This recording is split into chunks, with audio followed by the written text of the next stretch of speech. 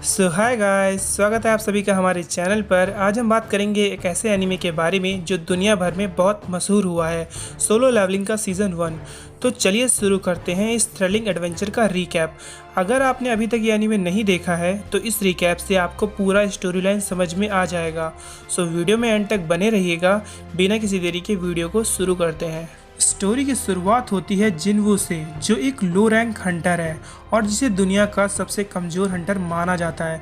Dungeons में जिंदा रहना और थोड़ी सी कमाई करना, यही उसकी ज़िंदगी का डेली स्ट्रगल होता है और उसका एक ही मकसद है, अपनी माँ और अपनी छोटी बहन का ख्याल रखना। वह सबसे कमज़ोर है और इसी वजह से बाकी हंटर उसका मजाक उड़ाते हैं। ये सब होने के बावजूद भी वो कभी हार नहीं मानता। सीज़न के पहले एपिसोड में चिनू एक low risk dungeon ride join करता है, जो एक आसान काम होता है जिसे सभी रैंक के हंटर्स कर सकते हैं।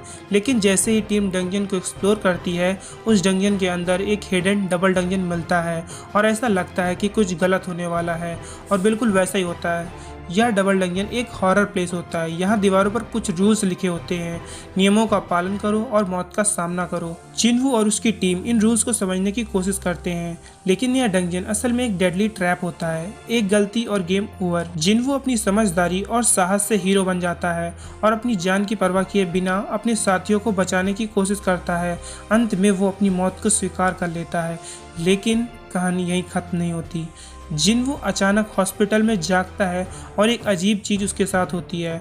उसे अपने सामने एक ब्लू इंटरफेस दिखाई देता है, जो डिक्लेयर करता है कि अब जिनवू एक प्लेयर बन चुका है और उसके पास लेवल अप करने की एक यूनिक एबिलिटी है। अब उसकी ज़िंदगी बिल्कुल बदल जाती है, क्योंकि सिस्टम उसे डेली क्वेस्ट देने लगता है।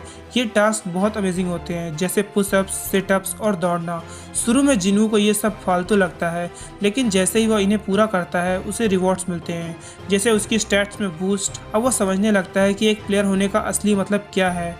अब वह बाकियों की तरह किसी फिक्स्ड रैंक में बंधा नहीं है और वह अब और भी पावरफुल बन सकता है। जिनवू इस मौके को नहीं गंवाता है। उसकी पहली बड़ी चुनौती तब आती है जब वह एक लो रैंक डंजन में अकेले एंटर करता है।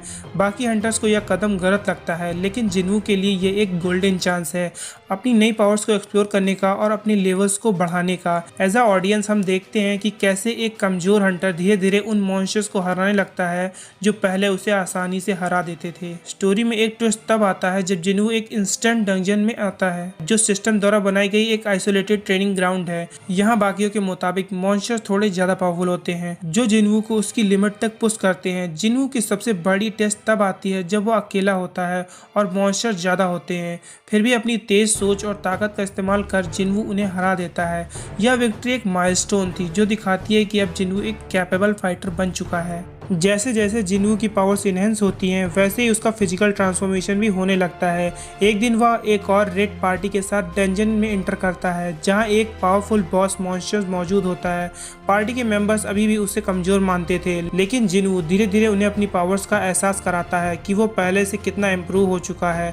पार्टी का लीडर हुआंग डोंग सुक एक सेडी प्लान बनाता है जिनवू और जिनहू को बॉस रूम में लॉक करके मरवाने का, ताकि वह और उसकी पार्टी ज़्यादा से ज़्यादा लूट क्लेम कर सके वहां से और निकल सके।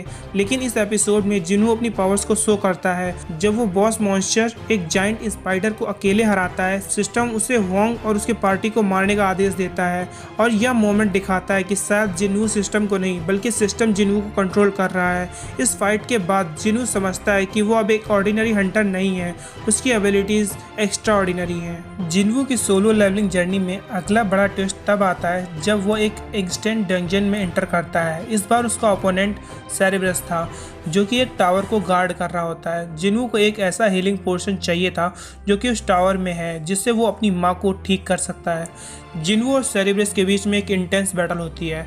जिनवू बड़ी मुश्किल से सेरेब्रस को हराता है और इसके बदले उसे काफ़ी अमेजिंग लूट मिलता है। इसके बाद जिनवू की मुलाकात यो जिनहो से होती है और यो जिनहो जिनवू को अपनी नई अटैक फोर्स ज्वाइन करने के लिए कहता है, जिसके बदले उसे 30 बिलियन का ऑफर भी देता है।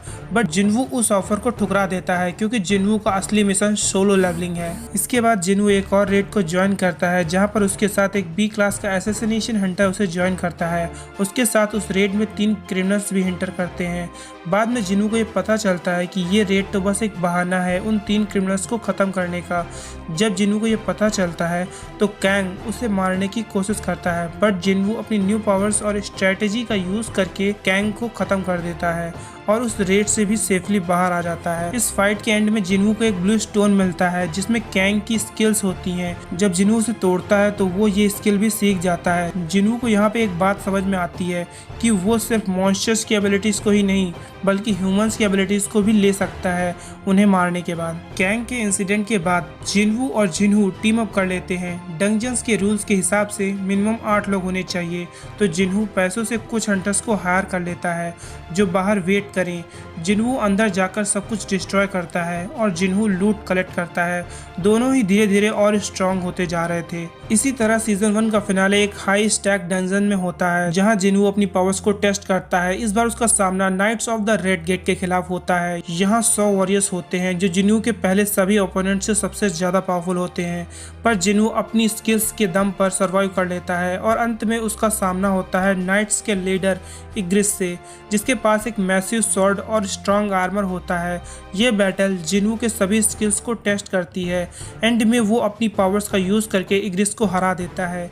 पर यहाँ पे स्टोरी और इंटरेस्टिंग हो जाती है। जिनहू अपनी शैडो एक्सट्रैक्शन स्किल का यूज करके इग्रिस को अपनी शैडो आर्मी में ऐड कर लेता है। अब इग्रिस उसका सबसे पावरफुल शैडो सोल्जर होता है और सीजन का एंड पावरफुल मोमेंट के साथ होता है। जिनहू अपनी शैडो आर्मी के बीच अकेला खड़ा होता है। जो कभी दुनिया का सबसे कमजोर हंटर था अब वो कहीं ज्यादा पावरफुल बन चुका है और इसी के साथ सीजन 1 एंड हो जाता है। सो दैट्स इट गाइस, इसी के साथ सीजन 1 का रिकैप एंड हुआ और सीजन 2 शुरू हो चुका है। कुछ दिनों में मैं सीजन 2 से रिलेटेड कंटेंट अपलोड करूंगा और अगर आपने मेरी वीडियो को एंड तक देखा तो इसके लिए थैंक यू। और फ्यूचर में मैं ऐसी वीडियोस अपलोड करूंगा तो चैनल को सब्सक्राइब कर लीजिए। मिलते हैं नेक्स्ट वीडियो में, तब तक के लिए बाय।